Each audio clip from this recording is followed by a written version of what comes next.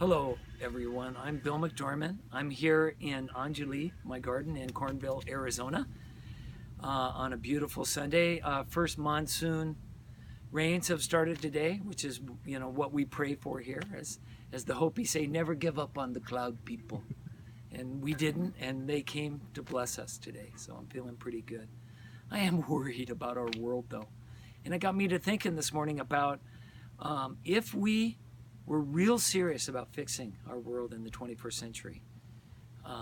And it didn't matter who had power, didn't matter if there was money or all. If we just had the freedom for a minute to think about what we could do to change everything with what we have, so that we'd have a realistic chance to build a better world for our children, make our world great again. I don't think that you could argue that seeds are the single most powerful thing that you could pick up and use to do this. I mean, we know politically that we've had people come to seed school that are on both sides of the political spectrum, radically on different sides, preppers with their guns, right? And young believers who know they're going to grow up on a different world than I did. It's serious. What kind of a world are they going to give their children, right? And they're friends now.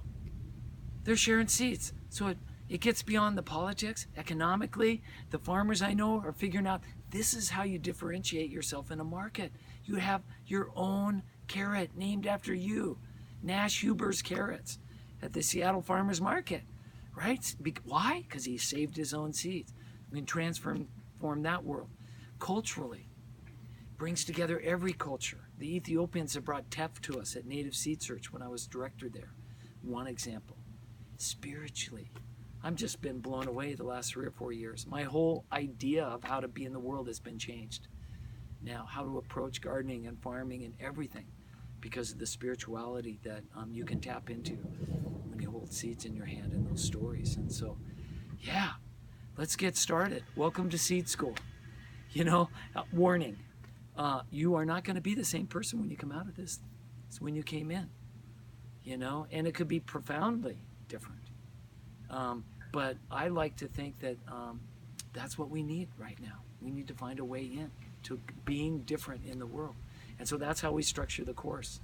So the first week, we start with the spirit, magic, and power of seeds.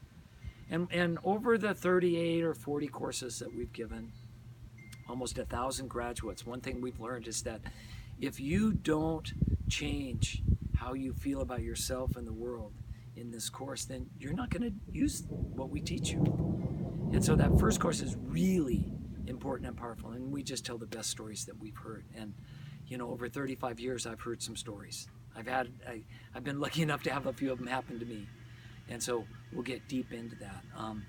Week 2, we do the modern seed industry. How do we get here? How do we get to 3 companies owning over 60% of the world's seeds?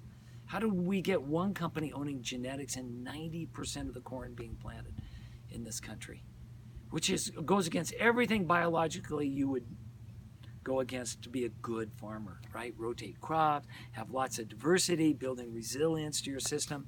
We've done the opposite. So we tell you how we did that in a really clear and concise manner so that you can be a good seed citizen when you leave the course. So because it's not just about saving seeds, it's about how to explain to your spouse or your neighbors now, because you're so crazy over this, why it's so important for everybody. And that's week 2, we get into some basic terms like hybrid and non-hybrid. And what really is a GMO and what does it mean? Again, to help you be a good seed citizen, so you can enunciate clearly. You can have your elevator speech as you go out into the world. Week 3, Mendelian genetics. It's an interesting course because you don't really need to learn any genetics to be a great seed saver.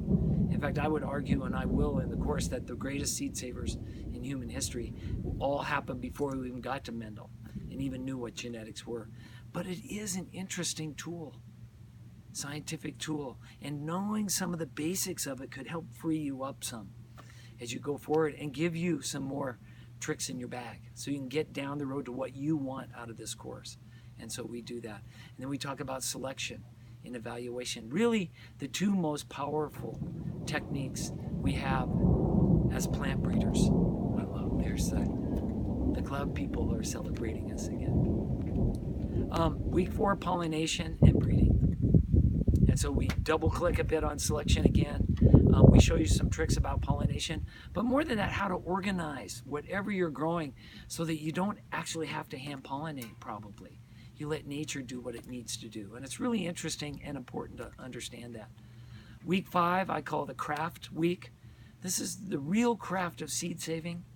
And by craft, I mean you can't just read this and know it. You have to practice, right?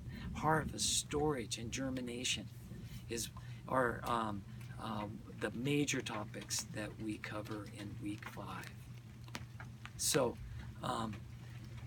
we will give you all of the ways that you can go out and references to learn about this. But then if you're going to be a great seed saver, guess what? You got to save seeds. And the longer you do it, the better you'll get. And so it's really fun to be liberated with that idea and go forth and realize that, hey, I'm a beginner now because I have to be, but I'm going to get better as I go on. Week 6 is wild seed, where we talk about all the other things growing in and around every garden and how to save those seeds. And week 7, how to share it. Because you will have a problem. If you get into seed saving at all, and many of you have probably already or you wouldn't be taking the course, you understand that this is such an abundant, I call it exponentially abundant system, that you're going to have seeds to share. So how do you do that? Do you start a seed business? Do you start a seed library? Do you have a seed exchange potluck dinner at your house? This is what will pull you in to the culture and the society around you, and really is one of the most important things that we need to think about if we're going to save ourselves. Because it won't be individual seed savers that do it. It will be us together. And so we devote a week to do that. So thank you very much.